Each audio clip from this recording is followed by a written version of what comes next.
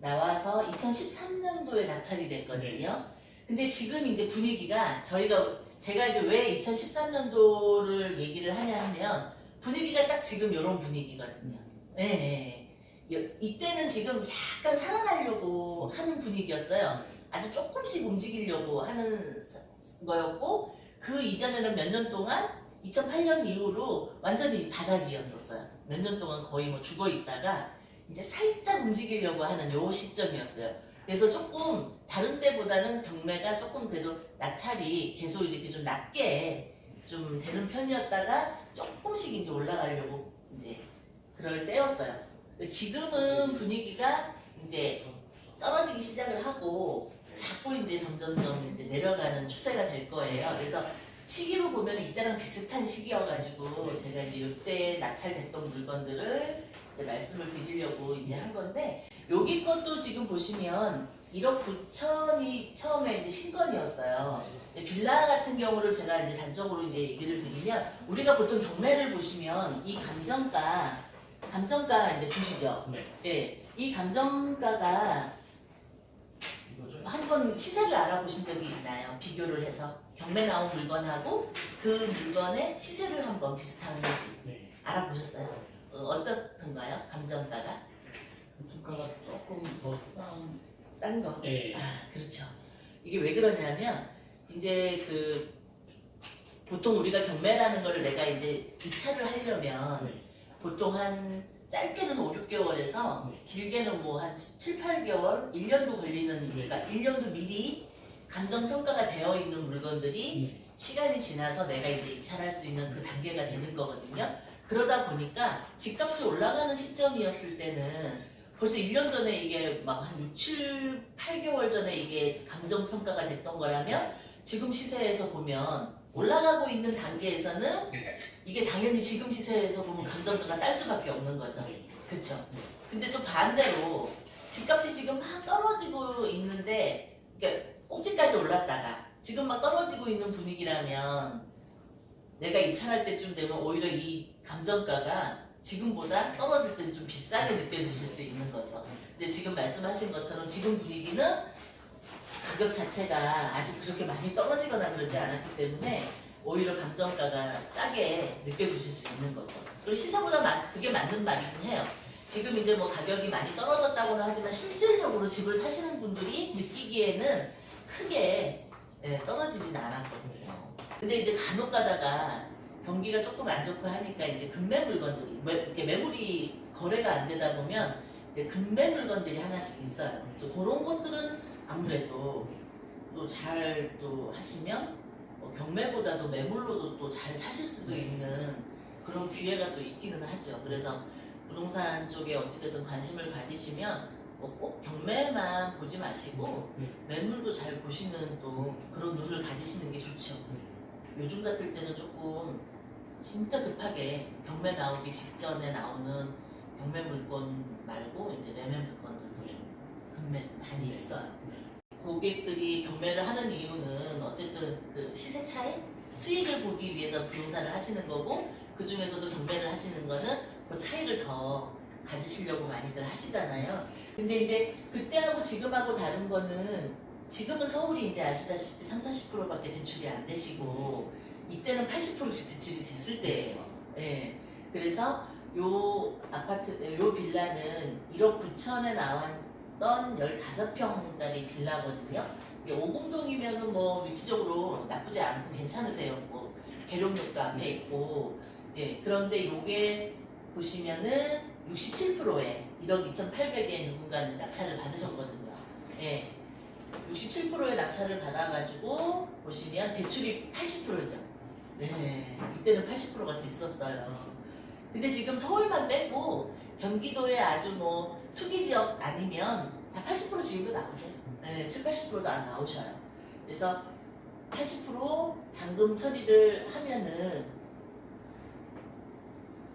투자금은 2,500이 들어간 거예요. 네, 그 다음에 이거를 또 이제 임대를 놓으시잖아요. 본인이 이제 입주하실 게 아니었기 때문에. 그래서 보증금 4천만 원에 월 50만 원으로 이제 세를 놓아가지고 본인 투자금이 2,500이었지만 보증금을 4천만 원을 받았죠. 오히려 1,500이 돈이 일단은 남았어요. 물론 이게 빚이라고 생각할 수는 있는데 일단 돈이 여유가 생기신 거죠. 그리고 이제 매달 50만 원을 또 세를 이제 수익을 내시니까. 그리고 이제 지금 나머지는 1억 2,800의 낙찰을 받아서 나머지 80%를 대출을 받았잖아요. 그거를 이제 월 이자를 제외하고 50만 원에서 15만 원씩 수익이 또 생기신 거예요. 그러니까 물건을 하나 사서 내 이름으로 등기해 놓고 그거도 시세보다 어찌됐든 1억 9천인데 1억 2,800이었으면 이때 시세가 좀 집값이 한참 떨어질 때였기 때문에 아마 뭐 못해도 1억 8천 이 정도는 했을 거예요. 그러면은 경매로 1억 2,800이면 뭐 약간 뭐 비용 들어갔다고 쳐도 뭐 1억 3천 조금 넘었다고 해도 그죠? 한 5천만 원 정도 이득을 보신 거에다가 또 전세를 놓으면서 또 1,500이 또 생겼죠. 그러면서 또 매달 15만 원씩이면 1년이면 그쵸? 200 가까운 돈이 지금 또 매달 그 어쨌든 수익이 생기신 거잖아요. 이렇게 하면은 사실 본인 돈은 2,500을 투자했지만 훨씬 더 많은 돈이 남은 거죠. 나중에 이제 요 물건을 팔았을 때는 또 제값을 받고 파실 거 아니에요. 그러면 5천은 지금 당장 생긴 건 아니지만 몇 년 후에 팔았을 때는 그 금액을 또 받으실 수 있는 거죠. 빌라 같은 물건을 우리가 낙찰을 받을 때는 주의를 하셔야 되는 게 아무래도 이제 아파트하고는 달라서 그 경매 물건은 어쨌든 저희가 집 안을 들어가 보고 살 수는 없잖아요. 어떤 물건이든지 그렇거든요. 예. 아주 뭐 오픈되어 있는 상가 같은 경우야 뭐 유리창으로 이렇게 봐도 좀 알 수는 있지만 뭐 집은 주거시설은 거의 그러기가 쉽지 않아요. 거의 뭐 주인이 살던 세입자가 살던 뭐 거의 문을 열어주질 않으시고 이러기 때문에 구조도 어떤 건 나와 있는 것도 있지만 안 나와 있는 것들은 또 지방 물건들은 구조가 잘 안 나와 있어서 알기가 또 쉽진 않아요. 그래서 이제 팁을 좀 알려드린다 그러면은 막 남의 집 그 같은 라인에 있는 다른 집을 이제 문을 두들겨서 음료수라도 좀 하나 사다 드리면서 또 웃는 얼굴로 웃는 얼굴로 찾아뵙고 아 여기 윗집에 좀 집을 하나 근데 보통 그 집이 경매가 나오면 되게 다 알아요. 그 동에서는 경매가 나온지 보통 경매가 나오면 아까 제가 말씀드렸듯이 뭐 한 5, 6개월에서 7, 8개월씩 이렇게 기간이 가다 보니까 뭐 법원 직원들도 왔다 갔다 하고 막 이러다 보면 사람들이 다 알거든요. 네, 그래서 반상회 같은 거 하다 보면 아니 오늘 집 매도가 경매가 나왔대 막 이런 얘기 하시니까 대충은 알아요. 그러면 혹시 뭐 집 좀 볼 수 있냐 이런 얘기를 하시거든요. 그러니까 그 빌라 같은 거를 볼 때는 이제 이 집이 안에를 들어가 볼 수는 없지만 전체적으로 이렇게 외벽에서 보면 좀 물이 새는 집들이 있거든요. 막 물이 이렇게 흐르는 내가 이렇게 눈에 보이는 집이 있어요. 또. 그래서 누수 같은 거는 뭐 잡을 수는 있지만 또 잘못하면 못 잡을 수도 있고 이제 그런 것도 좀 잘 보셔야 되고 이제 요즘에는 뭐 그 곰팡이 같은 거 있잖아요. 결로 현상 이런 게 좀 심한 집도 있어요. 또 가보면 빌라가 아파트도 좀 그런 집들도 있긴 있어요. 그렇게 지은 지 그렇게 오래되지 않았는데 결로가 심한 집들이 이제 사이드 집 아파트라도 사이드에 있는 집들이 외벽에서 들어오는 그런 외풍이나 이런 것들로 인해서 결로 현상이 좀 심한 집들도 있어요. 예, 그런 집 어차피 요즘에 방수 이제 페인트 같은 거 잘 나왔으니까 이제 하시면 되는데 이게 경매나 이런 부동산 쪽에 일을 하시려면 인테리어 쪽도 관심을 좀 가지시고 아 이렇게 좀 싸게 할 수 있는 방법 이런 것도 이제 보시고 어떤 분들 보면 막 대충 그냥 고쳤다고 해요. 보면 고쳤다고 하는데 돈 들어가는 걸 고친 건 아니야 절대. 그냥 이제 깨끗이 청소한 거예요. 그게 이제 깨끗하게 자기가 했다고 하는 거예요. 근데 이제 도배하고 장판 같은 거 이런 창틀이나 이런 저 방문이나 이런 데가 페인트가 좀 깨끗하게 돼 있으면 집 분위기가 완전 다르거든요. 청소 깨끗이 하는 집하고는 차원이 다르거든요. 그래서 그런 집들이 똑같이 새가 요즘 같으면 좀 새가 잘 안 나가요.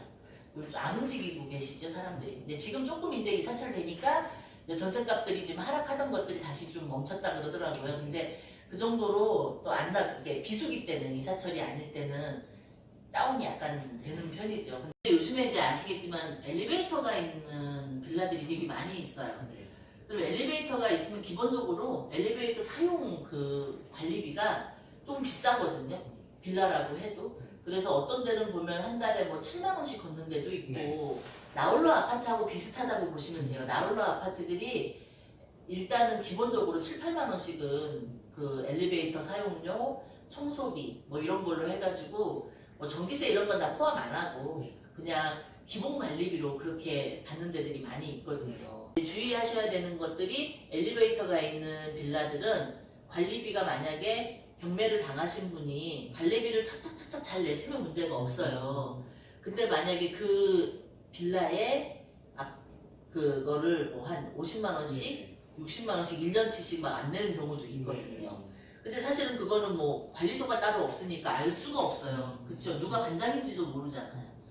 그래서 그런 경우는 어떤 경우가 있냐면 그 집을 내가 낙찰받아서 입주하려고 하면 거기 반장 되시는 분들이 돌아가면서 하시니까 그 돈을 내야지 막 입주를 할 수 있다. 막 엄청 막 이사 가자마자 제가 그런 일이 있었거든요. 여러 번 옛날에. 뭐 관리비가 얼마나 있을까 생각도 안 하고 뭐 있어봤자 뭐 전기세나 이제 이런 건 다 정리를 하는데 관리비가 이제 생각지 않게 뭐 그 사람이 한 3년인가를 안 내가지고 170만 원인가 있다는 거예요. 그냥. 근데 나홀로 아파트인데 그건 아파트라고 보기에도 좀 그래. 그냥 빌라 같아요. 빌라 같은데 그냥 이제 어쨌든 아파트처럼 생긴 거죠.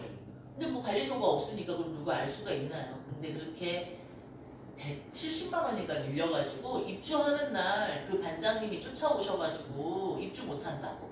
이거는 여기 이제 여기 사는 사람들이 전부 다 단결해서 이제 그렇게 나오는 거예요. 집주인들이. 그거 이사 가자마자 그거 얼마나 난감해요. 진짜 난감하죠. 왜냐면 이사 가면 세입자를 놓든 어쨌든 이사를 가면은 그 어쨌든 거기 주인분들하고 빌라는 그게 있어요.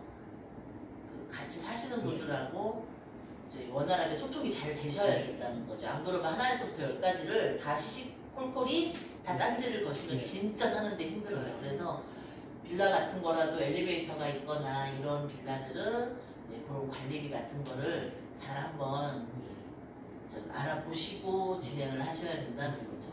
도시가스가 안 들어와서 여기는 왜 도시가스가 안 들어왔지 이러는데 그런 집들이 있어요. 근데 LPG가 설치가 되어 있는 집들이 있어요. 그래서 그런 것도 잘 보시고 입찰하기 전에는 어쨌든 뭐 시세라든지 전세나 월세를 놓게 되면 얼마나 받을 수 있는지 또 세가 원활하게 이제 이 빌라가 있는 그 지역 자체가 좀 인기가 있는 곳인지 사람들한테 이런 것도 잘 좀 한번 확인해 보시고 어차피 똑같은 돈을 투자해서 우리가 이제 수익을 내려면 이왕이면 다운치마라고 조금 수익이 더 잘 나는 물건을 골라서 경매 물건은 엄청 많잖아요. 오늘 꼭 이 물건을 이제 처음에 하시는 분들은 꼭 그런 게 있어요. 이게 이제 잘 새겨 들으셔야 되는 게 처음에는 막 이제 내가 딱 돈을 준비하고 어떤 물건을 하려고 막 했는데 이 물건 너무 좋은 거예요. 이거를 이번에 안 하면 진짜 큰일 날 것 같은 거야 아마. 막 진짜 막 일생의 큰 기회인 것 같은 막 생각이 들어요. 그래서 이번에 이 물건 놓치면 진짜 큰일 날 것 같고 막 이렇게 막 안절부절해요. 막. 처음에 막 그래요. 근데 처음부터 너무 그렇게 하시면 아무래도 본인이 잘못 판단했다 이럴 수도 있어요. 그래서 조금 한번 숨고르기를 하시고 내가 아무리 막 이 물건 되게 좋아 보여도 경매 물건은 매일같이 누군가 낙찰을 받아가지만 또 매일같이 새로운 물건이 나와요. 이게 뭐 고인물이 썩는 것처럼 뭐 고여있는 게 아니거든요. 계속 진짜 샘솟듯이 계속 나온단 말이에요. 그래서 꼭 이 물건이 아니어도 더 좋은 물건이 나올 수 있기 때문에 처음에 하시는 분들은 막 너무 조급해하지 마시라는 거죠. 그거는 이제 경험자로서 이제 말씀을 드리는 거예요. 그게 큰 적이거든요. 막 처음에는 막 좋은 물건 이거 정말 좋은 것 같다 싶어서 너무 막 눈에 안 보이는 이런 부분들도 생각지 않고 위치망 이런 것만 보고 그냥 막 질르시는데 한번 숨고르게 하셔서 한 번, 두 번, 세 번 더 생각하시고 그렇게 해서 침착하게 진행을 하셔야 돼요. 우리가 임장을 하러 가면 그런 것들을 보는 거예요. 그래서 위치라든지 근처의 학교라든지 병원이 병원이라든지 마트라든지 이런 것들이 원활하게 또 버스 정거장이라든지 지하철역 이런 거를 근거리에서 이제 저도 이제 항상 가보면 시간으로 딱 재봐요 다. 물론 요즘에는 이제 컴퓨터가 잘 돼 있어서 핸드폰으로 다 해봐도 나오지만 그래도 실질적으로 내가 이제 딱 걸어보고 하면은 아무래도 더 와닿잖아요. 그렇게 한 번씩 다 해보거든요. 그렇게 해야지 아 여기 지하철역에서 얼마 안 되니까 새는 무조건 잘 나가겠구나 이런 데 딱 쓰거든요. 그래서 그런 거를 한 번씩 다 한번 해보셔야 되고 아파트 같은 경우에는 뭐 이제 아시다시피 지금 이제 가장 중요한 건 아파트는 이제 나중에 재건축 특히 서울은 그렇잖아요. 새 아파트 같은 경우에는 지금 뭐 거의 10억대를 호가하고 뭐 지은 지 그래도 뭐 한 6, 7년 되고 8년 된 거는 30평대가 지금 한 7, 8억? 아니 9억, 10억씩 가는 데도 있죠. 좀 아주 새 거 같은 경우에는. 근데 조금 이제 오래된 것들은 한 7, 8억 정도 하는 데도 많이 있는데 아파트는 어떤 거를 중점적으로 봐야 된다고 생각을 하세요? 낙찰을 받아야 될 때 내가 아파트를 할 때는 어떤 부분을 내가 좀 염두를 하고 더 봐야 된다고 생각을 하셔요? 일단 거주할 게 아니라면은 일단은 아파트 쪽으로 사실 많이 너무 일단은 빌라 쪽으로 보셔가지고 예. 그쵸? 비싸. 이제 서울에 네. 한 3억짜리 빌라를 산다고 하면 네. 경기도는 아파트를 사실 수가 있어요. 있죠? 예, 차이가 좀 있어요. 네. 예. 경기도에서는 아파트를 사실 수가 있어요. 네. 번듯한 아파트를 3억대 정도면은 사실 수 있어요. 예. 자, 그러면 아까 제가 말씀드린 것처럼 아파트는 일단은 가장 사람들이 많이 보는 거는 이제 브랜드. 예. 그 다음에 몇 세대인가. 예. 그쵸? 그리고 요즘에는 가장 인기 있는 게 학교 안에 아파트 안에 근처에 네. 학교가 있느냐, 초등학교가, 중학교 이런 것들이 좀 밀접하게 있는지가 또 굉장히 관건이거든요. 근데 초등학교가 근처에 있으면 빌라든 아파트든 새는 엄청 잘 나가요. 어쨌든 엄마들이 아이 학교 근처에 살고 싶어 하니까, 네. 그쵸? 아이가 위험하게 막 어디 돌고 막 이렇게 집에 오지 않고 바로 그냥 집으로 올 수 있으니까 모든 사고 위험에서 방지를 할 수가 있잖아요. 그래서 어쨌든 아파트 근처에 초등학교가 뭐 단지 안에 있어도 좋고요. 그러면 더 좋겠죠. 그러니까 그런 거를 보시고 세대수가 일단 뭐 1000세대 이상이 되면 네. 관리비가 저렴해요. 일단. 네. 왜냐면 그만큼 나눠내시니까. 그 다음에 나중에 이제 재건축이나 이런 거 했을 때도 목소리 큰 사람들이 네. 아무래도 힘이 모이면 네. 더 이제 힘이 있으니까 더 네. 재건축이나 할 때도 좀 힘이 더 실리죠. 네. 그 다음에 이제 브랜드 아무래도 요즘엔 조금 중저가 브랜드 건설 회사들도 많고 현대라든지 삼성이라든지 이런 대기업들도 많은데 브랜드도 그 중에 하나죠 아무래도. 예, 삼성이나 이런데 가장 많이들 선호하시고 자이나 이런데 네. 많이 선호하시잖아요.